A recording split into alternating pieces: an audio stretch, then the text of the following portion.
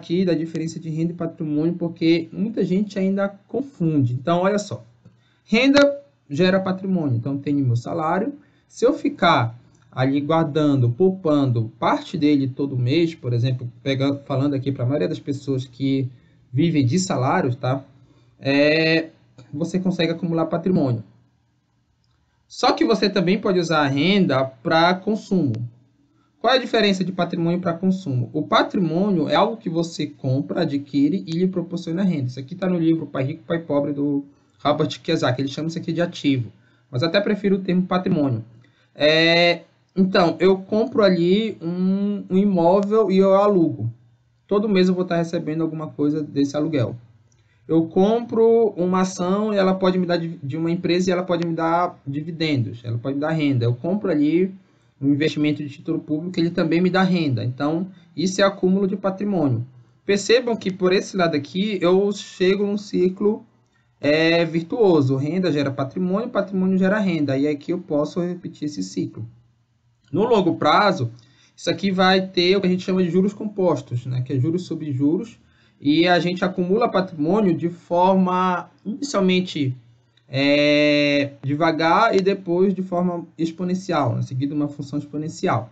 Agora, a renda também a gente não pode usar só para patrimônio, porque a gente depende do consumo. No mínimo, consumo alimentar. A gente precisa, mesmo o indiano lá, ele precisa comer alguma coisa, né? Água, tomar água, no caso, água e sol, né? A gente precisa tomar água. Então, parte da nossa renda vai para consumo, seja consumo com despesa médica, com roupas, enfim, N coisas, energia. Então, a ideia é que o foco deve ser no patrimônio e não na renda. Porque o que vai trazer a sinergia aqui nessa equação é muito mais o patrimônio do que a renda. Exemplo, o médico que ganha 10 mil reais por mês e gasta 12 mil, ele nunca será rico. Embora 2 mil reais por mês seja considerado um valor alto. Tá, deixa eu botar aqui para o valor maior ainda. 20 mil por mês e gasta 22 mil. Então, 20 mil por mês, no contexto brasileiro, é um salário considerado alto. Só que se ele gasta mais do que ele ganha, ele não vai acumular patrimônio, ele não vai ser rico. Ele vai ter problemas com dívida aí. Agora, um pedreiro que ganha 2 mil reais, mas por algum motivo consegue gastar só 1.000 e todo mês poupa 1.000 reais, ele acumula patrimônio. Se ele vai ser rico ou não, depende ali da questão do conceito de riqueza, o que você considera como riqueza e do rendimento desse patrimônio dele e de quanto tempo ele vai ficar acumulando dinheiro. Tá? Mas, pelo menos ele tem mais perspectiva do que esse, mesmo ele ganhando 10 vezes menos. Então, a regra básica para você atingir um patrimônio considerado que lhe proporcione independência financeira é gastar menos do que ganha. Tá? Essa é a regra fundamental. E aí vem o começo dos problemas, porque isso parece um tanto quanto uma coisa que fica só na teoria, porque na prática as pessoas têm problemas. O brasileiro em média ganha pouco, então se eu ganho pouco, como é que fica? Não fica uma coisa assim muito distante da minha realidade eu conseguir poupar todo mês isso? Ainda mais com inflação e essas coisas que acontecem no nosso país. Bom, se eu ganho pouco, a primeira coisa que eu vou fazer é tentar gastar menos. Ver o que de fato é essencial. Talvez nem tudo que você está gastando seja verdadeiramente essencial. Ou seja, uma coisa até que você gosta, obviamente, mas que você, por algum motivo, tenha que abrir mão disso momentaneamente, tá? Já vou falar mais disso. Mas o ideal é que você busque novas habilidades que aumentem a sua renda. E aí a gente está falando de capacitação. Você busca ali, não necessariamente a educação em si, né? Isso não significa, vou ter que fazer uma pós-graduação. Não. Você vai ter que buscar uma nova habilidade, seja lá como for. Seja numa educação formal, seja informal, enfim. Buscar uma nova habilidade que lhe proporcione a renda. Isso requer um esforço inteligente. Percebam que não é só um esforço. Se você está vendo esse vídeo agora, pega uma pá e começa a cavar lá no quintal da sua casa ou na rua, procurando petróleo. Você vai se esforçar pra caramba e provavelmente não vai encontrar petróleo. Porque dificilmente vai ter na região ali urbana um petróleo. Isso já, o que é que você tem que fazer? Um mapeamento geológico para ver se a área é propícia ali para petróleo, toda a prospecção, toda a ciência por trás, ou seja, toda a inteligência por trás desse caso. Tá? Então, pessoal, é, não é só esforço, porque as pessoas falam, ah, eu me esforcei muito. É muito comum isso acontecer com o pessoal que termina o curso de graduação hoje. Às vezes a pessoa fala, ah, eu passei 5 anos estudando e não tenho salário alto. É porque talvez o curso que você fez não tenha ali demanda de mercado. Simplesmente isso, tá? E aí você se esforçou. E de certa forma acadêmica, teve o mérito de inteligência para você passar naquilo, mas não a inteligência de percepção de mercado, tá? É a realidade, é duro para muitas pessoas, mas tem que ser dita. Você não pode tentar enganar você mesmo de tentar fazer malabarismo para tentar justificar alguma coisa que algum esforço seu que infelizmente não foi o mais inteligente possível. Até porque você tem que entender isso para não continuar errando. Se você pensar, ah, não, eu fiz o certo e eu não estou sendo recompensado, você vai continuar errando, fazendo aquilo que você acha que é certo, e vai continuar na mesma. Então você tem que dizer, não, tem que parar para você mesmo dizer, ah, eu fiz realmente errado isso aqui, deixa eu consertar, enquanto há tempo. E aí, esse esforço inteligente, pessoal, não tem jeito. Para quem nasceu pobre, né, que eu estou falando aqui, para quem nasceu pobre, você vai ter que abrir mão de felicidades momentâneas. Aquela história de que enquanto eles estão no carnaval, estou estudando, por exemplo, é super válida, tá? Você vai ter que abrir mão. Ah, meus colegas querem que eu vá para a festa. Ok, deixa eles irem. Fala lá seu plano, seja na empresa que você está empreendendo, seja na habilidade que você está querendo adquirir para subir no grau da empresa que você está trabalhando, não importa. Seja no curso que você está fazendo, almejando um novo emprego que lhe renumere melhor, tá? Não importa, você vai ter que abrir mão. E o equilíbrio da vida, pessoal, não é diário. Tem um estudo que ele mostra o seguinte: uma pessoa equilibrada, qual seria uma pessoa equilibrada? Uma alimentação saudável, exercício físico, um tempo para o trabalho, um tempo para o estudo, um tempo para os filhos, se tiverem, os filhos terem um tempo para o pai, um tempo ideal de hora de dormir.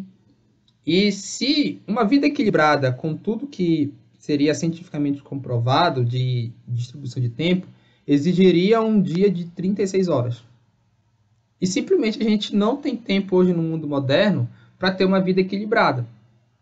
E aí, como é que a gente faz então para ter uma vida equilibrada no dia a dia? No dia a dia é difícil.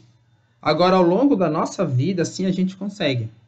Então, por exemplo, o Bill Gates. Hoje, o Bill Gates ele lê 50 livros por dia. A paixão dele, o hobby dele é ler livros. Mas, nem sempre foi assim. Quando ele estava no início lá da Microsoft, que ele era jovem, ele não lia tudo isso de livro. Porque ele se dedicava muito mais a fazer a programação do Windows ali, né?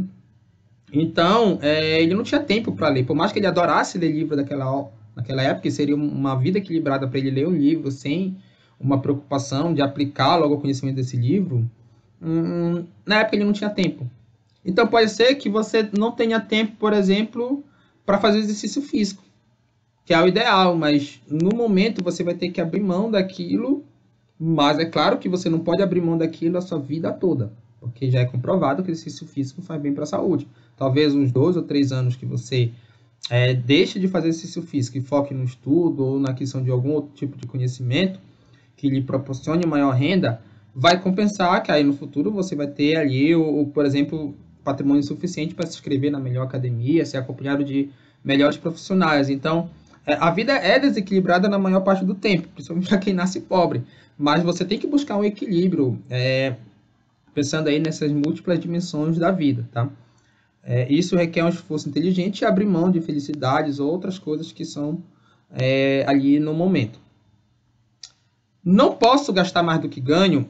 Tá, essa é uma outra pergunta, porque eu falei, a regra é gastar menos do que ganha e poupar. Em nenhuma situação posso gastar mais do que ganho. E aí eu vou contar a minha trajetória aqui recente, tá? Então, em 2018, eu saí do estado do Pará, onde eu nasci, e vim para o estado do Amapá para dar aula, como professor contratado. E aí eu dei aula nas principais instituições de ensino público superior aqui, que é o EAP, a Unifap e o IFAP, né? Já dei aula nas 3 e hoje estou no IFAP. Quando eu fiz isso, eu comecei a ter, foi na época o maior salário que eu já recebi na vida. Nunca tinha recebido tanto dinheiro, porque eu era muito mais jovem, né? E aí, para o meu padrão de vida naquele momento, eu conseguia poupar todo mês. Então, eu conseguia acumular patrimônio durante aqui praticamente 4 anos, tá? Cheguei no final de 2018 aqui no Amapá. Quando chegou em 2022, no final de 2022, eu falei assim, eu ainda era professor contratado. Em todas as instituições que eu trabalhei, foi como professor contratado. Quem está na carreira de professor quer ser professor efetivo. E era esse o meu objetivo. E ainda é. Então, em 2023, no ano de hoje, eu falei para mim mesmo, assim, em 2023 eu vou passar como professor efetivo. Vou focar em estudar para concurso público, para professor efetivo. Só que eu tenho alguns problemas que meu doutorado não é na área da administração e isso dificulta muito o concurso para mim. E aí eu teria que fazer alguns concursos que abrem nos institutos federais em diferentes regiões do Brasil. E aí o preço das passagens são caríssimas. E no concurso para professor, às vezes, a convocação para uma etapa é 15 dias depois, para você ir no local. Por exemplo, tive que ir, já fui ali em Campo Grande, que é bem longe daqui de Macapá. E aí a passagem bem cara. E eu sabia disso. Em 2022 eu me planejei. Então, o patrimônio que eu tinha acumulado ia servir para financiar aqui essas minhas empreitadas, porque a renda que eu ganho como professor contratado não é suficiente hoje para os gastos que eu tenho. Hoje eu gasto mais do que eu recebo. Mas por quê? Como eu já acumulei patrimônio nesse período, eu pego parte desse patrimônio, vendendo ações ou resgatando título, e uso para os meus gastos com viagens para concurso. Tá? Então, qual a situação que você vai gastar mais do que ganha? Quando você já tem um patrimônio acumulado, essa é a ideia, e quando você usa isso para algum benefício futuro financeiro também. Tá? Então, eu vou destruir, entre aspas, meu patrimônio, almejando ali passar para professor efetivo, que minha renda melhoraria, e depois, em outro momento da minha vida, que eu fosse professor efetivo, aí sim eu voltaria a acumular patrimônio. Estou falando essa história de vida aí para, quem sabe, você passe por isso também em algum momento ali da sua vida, tá? Então, não existe uma regra absoluta em tudo. A regra de sempre poupar, ela tem suas flexibilidades.